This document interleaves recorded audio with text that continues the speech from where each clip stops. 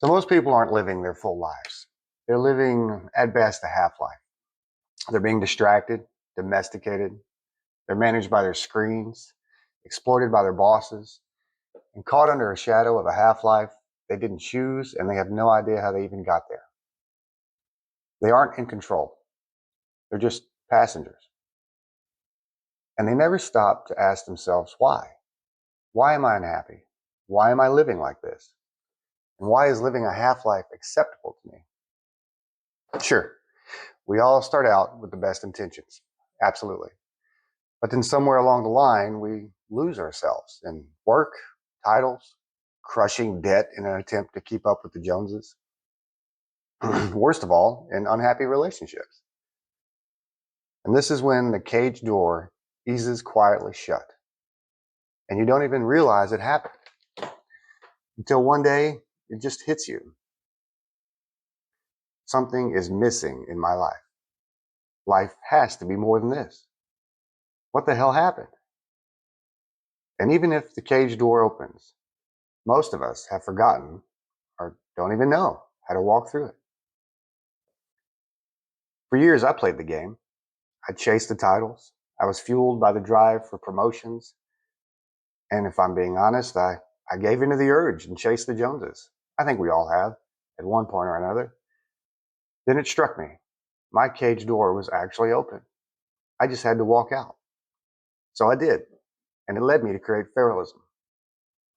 So today, I'm sharing the 5 principles that I wish I had started living by years ago. You might be asking, what is Feralism? Fair question.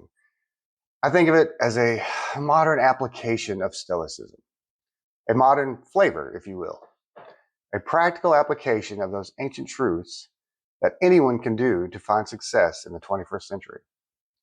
The ancient Stoics were brilliant. I think we can all agree on that. They could not have begun to imagine the sheer volume of noise, digital chaos, and relentless distractions that we face today. While their philosophy is a powerful foundation, I wanted to build something for the rest of us normal people, who know there is something missing. The people who find the old philosophy maybe a bit too rigid, but still want to be in control of our thoughts, our actions, and our lives. Feralism is about getting back to our better days. Not just the good old days, but the days when we actually knew how to enjoy being alive. It's a call to remember the version of you from your youth, the one who sought out adventure and had a genuine curiosity for the world and the people in it. Feralism is simply a path to becoming uncaptured again. While Stoicism gave me the internal armor to deal with the world, Feralism is a modern application of that wisdom. It is the realization that you don't just have to endure the cage, you can leave it. Feralism is not a corporate handbook. It is not about organizational synergy or leadership tactics. Feralism does not include any personality tests to optimize your performance at work. Instead, it's about optimizing your life, yourself in your life, at home, with the people that matter most. It is strictly a personal guide to reclaiming control of your life. It's about learning to walk through the chaos of modern life without letting it devour your soul. So let's get into the 5 principles of Feralism. Let's reclaim control of our lives and start living again. First principle, freedom. We love freedom. This is America. But this freedom is freedom of action or inaction. It's the freedom to break the tether from your screens, to refuse to participate in all the digital chaos and noise that robs you of your best moments in life. Try to unplug for a bit every day. Live your life instead of just watching other people live theirs. Freedom also extends to the personal and professional cage. Practice selective excellence at work. Give them your best effort, but never your entire soul. Your job is what you do. It's not who you are. Don't let it become your entire identity. Freedom in a social cage basically refers to emotional vampires and quicksand friends that we all have. They feed on your peace and drama and want to bring you into theirs. Your time is a finite resource. Spend it with your spouse and your children and your family, not on the people who only want to eat away at your time and energy with their nonsense. The second principle of Feralism is adaptive resilience. Your past isn't a prison, it's a map. We don't need to dwell on the scars of the past. We need to analyze them. Every mistake just provides data on how to avoid the next trap or not to make that same mistake again. So you screwed up. It's okay, we all do. Deal with the consequences, learn from the mistakes, and keep moving forward with the new knowledge, the new experiences, and the new outlook. Keep in mind, it's very hard to move forward while you're still looking back at the past. Additionally, we've all felt that cats in the cradle sting, that swell of guilt, our regret about time lost. Accept it. There's nothing you can do about it. You cannot change the past, but you can honor the ones that have moved on by being there for your family, by the ones that are still here. Don't let regret paralyze you. Let it fuel your resolve to do better today and do better tomorrow. Scars are maps. They're not anchors. A feral animal doesn't cry about the trap it escaped. It memorizes a scent so it never gets caught in the same trap again. Treat the past as a training manual, not a prison sentence. Use it to navigate toward a better version of yourself. The third principle of Feralism. This is my favorite. Feral legacy. Creating a feral legacy is the cornerstone of Feralism. It's vital that you pass the feral tools to the next generation. Don't just raise children, raise a feral lineage. This is where Feralism becomes bigger than you. You are a pillar for your family. So teach your children how to provide, how to reflect, and how to stay sovereign in a world that wants to keep them distracted and dependent on noise and nonsense. Teach your children to think for themselves and remain true to their beliefs, regardless of the chaos they are constantly bombarded with on the news and the headlines. Teach them the values and the virtues that you think they should know. Don't leave it up to social media, the news, their favorite athletes or entertainers to teach them. It has to be you.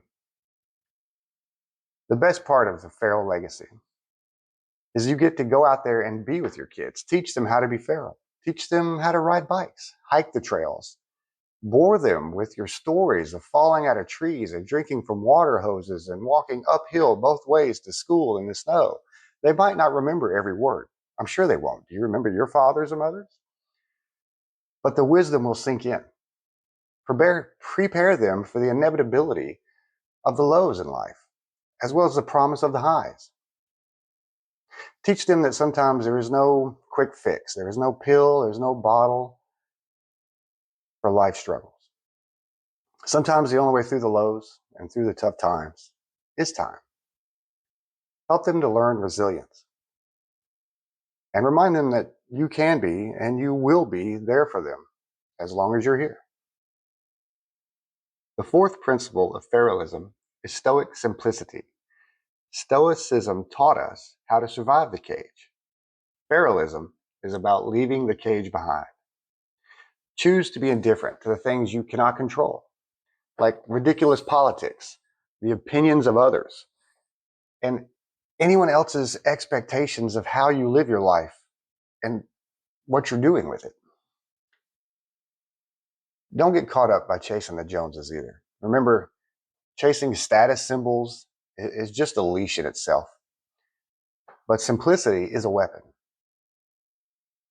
If you give in to the excessive debt because you're chasing status symbols, it just leads to nothing. It's just a waste. But valuing virtue over vanity, you'll become immune to the economic chaos and the political theater we see every day. I think most of us realize that a simpler life isn't a step back, it's an evolution. So evolve into something more simplistic, an uncaged person. Lead your family with the virtue and values that you see fit. Practice temperance. When the rest of the world is enraging itself over some perceived slights, make sure you and your family are calm. Don't let it infect your home. A quiet home and a clear conscience can do more for your health and your family's health than almost anything else. The fifth principle of Feralism is feral mindfulness. You cannot lead a pack if you're a stranger to yourself. Most of us are so caught up in the notifications and news cycles that we only find time to sit in silence when we're self-medicating to get some sleep. I've been there. Spending time in silence isn't just about relaxation or meditation. It's a reconnaissance. You're hunting for the man or woman you're meant to become. Find 10 minutes to sit in the discomfort of your own thoughts. Hunt for the truth of who you are in that silence. Deal with the scars. Remember, they're maps, not anchors. To be a better father, mother, husband, wife, or even just friend, you have to know who you truly are first. Understand your past failures, your past successes, and learn to sit with yourself without needing a screen to distract you. Look, Feralism isn't about being wild. It's about being intentional. It's about realizing that the only thing stopping you from a full, uncaptured life of virtue and peace is the belief that you still need permission to open the cage. The world wants you distracted, in debt, and easy to manage. But you don't have to play that game. If you're ready to start your transition from the cage back to a full life that you were meant to live, join the Feralism page. Start practicing some of these principles, if not all of them, today, and take back control of your life again. The cage is open. It's time to find your way back. Stay uncaptured.